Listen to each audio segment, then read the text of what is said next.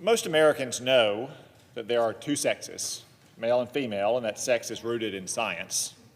Most Americans also know that we ought to treat all people, including those who feel conflicted about their gender, with respect and dignity, without sacrificing the truth in the process. These beliefs, though, are now under attack from some of the most powerful corporations in the history of the world.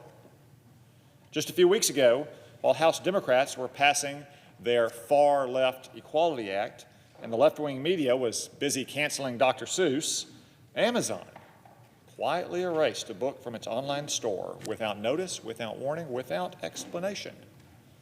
That book is When Harry Became Sally, responding to the transgendered moment by Ryan Anderson.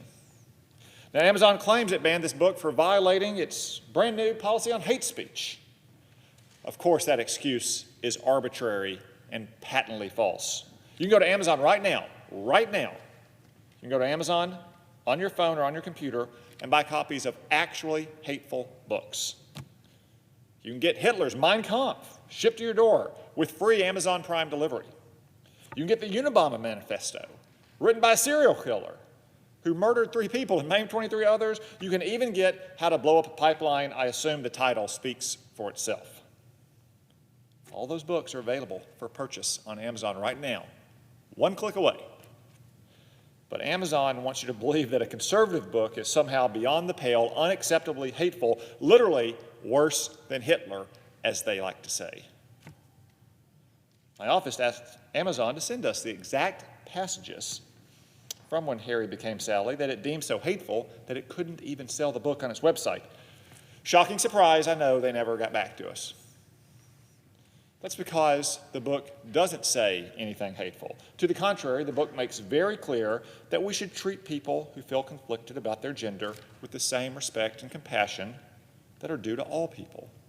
To quote the author, we should have abundant compassion and charity and patience with people who feel this form of alienation, but we also need to insist on telling the truth, end quote. That's not hate. It's far from it. The author's real offense, his only offense, was telling the truth. He said calmly and compassionately that boys are boys and girls are girls, and the richest man in the world banned his book from his company's platform. But of course, you don't have to agree with the common sense historic understanding of gender in order to acknowledge how dangerous it is for one of the biggest corporations in the history of the world to start banning books.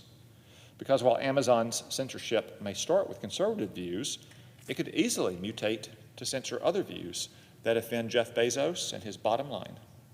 Perhaps Amazon will come after union organizers next, since they're trying to bust up a union election in Alabama.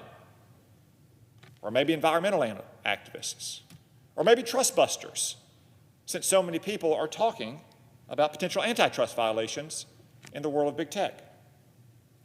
And even if Amazon goes only this far and no further, the damage to free speech has already been done. Books like When Harry Became Sally won't get published anymore. Writers who hold unfashionable opinions that just a few days ago were considered basic mainstream views of a large majority of Americans may decide to self-censor and stay silent.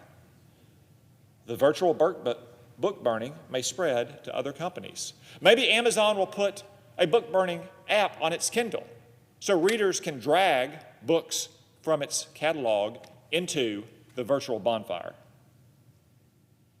Political correctness will only grow more oppressive if its enforcers, like Amazon, don't face some consequences for their actions. Amazon, for instance, makes billions of dollars each year hosting websites and storing data for their government. Almost all of Amazon's profit is made in these enterprise services, not in its consumer-facing retail business.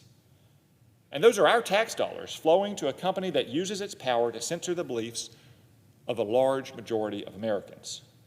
Perhaps it's time for lawmakers to reconsider whether these contracts are in the best interests of our country. You know, I'd also note that Amazon is the country's largest bookseller, selling 3 out of every 4 e-books in America. Maybe it's time for lawmakers to evaluate whether Amazon's practices are consistent with our antitrust laws. or whether our antitrust laws need to be updated to address this type of behavior from a monopolistic firm. We better hurry, though, because maybe they will ban all books on antitrust and monopoly behavior before we have a chance to study the question.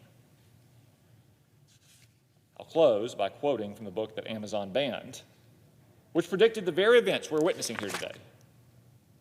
Quote, "If trans activists succeed in their political agenda, our nation's children will be indoctrinated in a harmful ideology, and some will live by its own lies about their own bodies at great harm to themselves physically, psychologically, and socially. Lives will be ruined, but pointing out that the damage will be forbidden. Dissent from the transgendered worldview will be punished in schools, workplaces, and medical clinics. Trying to live in accordance with the truth will be made harder." End quote. This is not a fight over hate or bigotry, respect, or compassion. It's a battle over truth itself, the truth of who we are as human beings, and the fundamental freedom to speak that truth or any other truth without fear. Throughout our history, Americans have never surrendered to an oppressive tyranny of opinion, whether a majority or, in this case, a small but highly influential minority. And we won't be cowed into silence today. We will fight for what's true. We will fight for the freedom to say it. And no matter what the cultural forces arrayed against us do, we will never back down.